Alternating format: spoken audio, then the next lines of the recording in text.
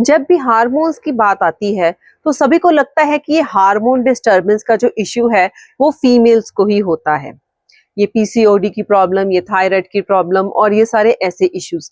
But एक ऐसा पहलू भी है हार्मोन्स का जिसकी तरफ लोगों का ध्यान नहीं जाता, और वो है टीनेजर्स। अगर आप खुद टीनेजर हैं या आप किसी टीनेजर के पेरेंट हैं या ग्रैंड पेरेंट्स हैं तो इस वीडियो को एंड तक जरूर देखिएगा। देखिए, आजकल क्या है कि जब भी टीनेज स्टार्ट होती है जिसमें हार्मोनल चेंजेस आने शुरू होते हैं।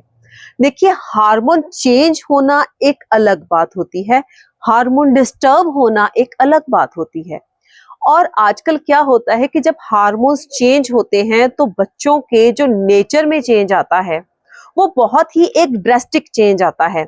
और अक्सर मैंने पेरेंट्स को ये कहते हुए सुना है कि हम पर भी ये एज आई थी, हम तो ऐसे नहीं थे। सुना होगा, आप कहते भी होंगे। अब इसका कारण क्या है कि आज की डेट में जो बच्चों के हार्मोन चेंज होते हैं तो उनमें इतना ओवर चिड़चिड़ापन आना, बहुत ज्यादा मूड स्विंग्स होने, ये सब क्यों होता है? क्योंकि उनके हार्मोन्स हैं जो चेंज हो रहे हैं वो साथ ही साथ डिस्टर्ब्ड वे में चेंज हो रहे हैं। वो एक स्मूथ वे में चेंज नहीं हो रहे हैं।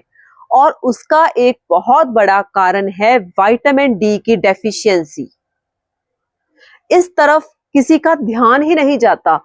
मैंने आज तक किसी को नहीं देखा कि उन्होंने टीनेज में बच्चों के ये वाले मार्कर्स चेक करवाए हों कि क्या उनमें किसी तरह की कोई न्यूट्रिशन डेफिशिएंसी तो नहीं है। लोग नहीं करवाते। अक्सर छोटे बच्चों में ही, आजकल 9-10 साल के बच्चों में ही इतना चिड़चिड़ापन आ गया है, और उसका कारण है उनकी बॉडी में हार्मोन्स का डिस्टर्ब हो जाना।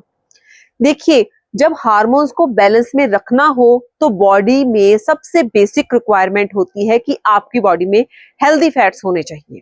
और आज का जो फूड पैटर्न है स्पेशली फॉर यंग जनरेशन, वो सिर्फ और सिर्फ जंक पर ही फोकस करते हैं। उनको घर का बना खाना तो पसंद ही नहीं है, और बाहर भी खाएंगे तो वही मैदे से बनी हुई प्रोसेस्ड चीजें और ट्रांस फैट से भरी हुई।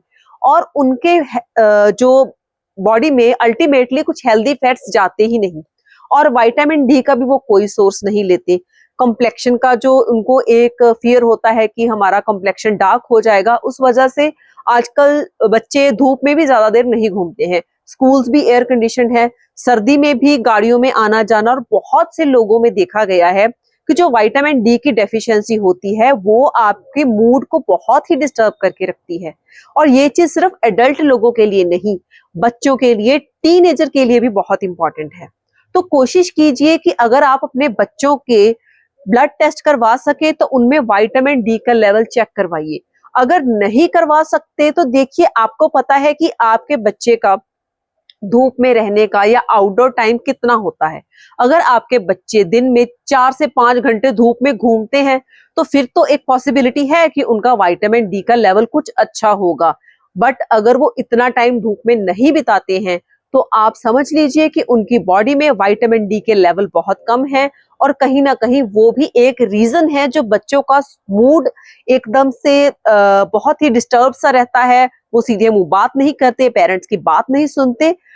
तो आप अपने बच्चों को रेगुलरली विटामिन डी के सोर्सेज देना शुरू कीजिए। अगर मेडिसिन फॉर्म में दे सकते हैं तो अच्छे डॉक्टर से कंसल्ट कीजिए, उससे दीजिए। अगर नहीं तो उन्हें आप बॉइल्ड एग में एग का जो योक होता है वो दीजिए। उसमें काफी मात्रा में विटामिन डी होता है जो कि बॉडी को उसके जो डेफिशिएंसी को पूरा करने में हेल्प करता है। इसके अलावा मशरूम्स होते हैं विटामिन डी का अच्छा सोर्स। ऑरेंजेस होते हैं, आजकल सीजन भी है, आप उनको दे सकते हैं।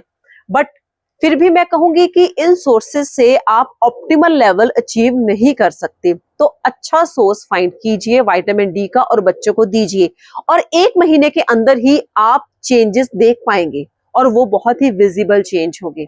तो अगर आपको इन्फॉर्मेशन यूजफुल लगे तो आगे शेयर जरूर कीजिएगा उन लोगों के साथ जो बच्चों के मूड और टेंट्रम से बहुत ज्यादा परेशान रहते हैं। Thank you very much.